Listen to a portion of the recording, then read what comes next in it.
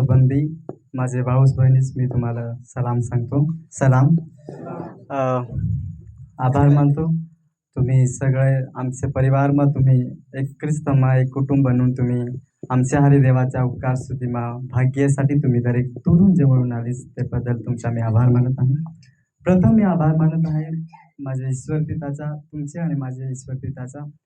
कारण गेले समयच्या अंदर खूप अशी मला तकलीफ लगातार 2 आठवड्या जसा मला जास्ती दुखा मला पथरीचे त्रास होता. अन् एक प एक पथरी जे फसेल होती त्याचे कारण दुखावा लगातार मला दिनाचे होत होता. અને પોઝિશન હશે કાંઈ દુખાવા હોય એટલે मला આરામ મેળવાય માટે मी હોસ્પિટલ જાતો હતો ઇન્જેક્શન માટે. દિવસમાં અમુક વાર 2-2 पण इंजेक्शन घेत होतो. એટલે त्याचा साइड इफेक्ट माझ्या किडनीवर झाले. आणि मग आहे तर सारखाच दुखावा पण दवा चालू होती.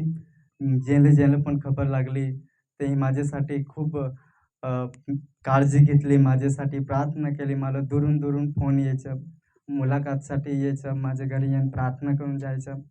म्हणजे देवाच्या हारी दुआ आणि तुमची आखीची प्रार्थना होती. मगून मला देवाने बरे केला म्हणजे मी देवाचा आभार मानत आहे.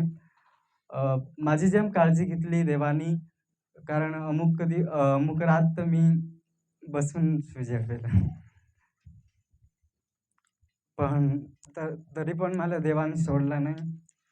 जेम आशाच्या निराश होऊन जाईल परंतु देवाने आमची प्रार्थना ऐकली, तुमची प्रार्थना ऐकली.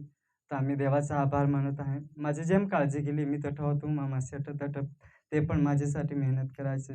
दुसरं पण माझे मित्र आहात, दुसरं तुम्ही सगळेजण सेवक माझ्यासाठी प्रार्थना केली. आखरी मला देवाने बरे केला म्हणून मी देवाला आभार मानत आहे.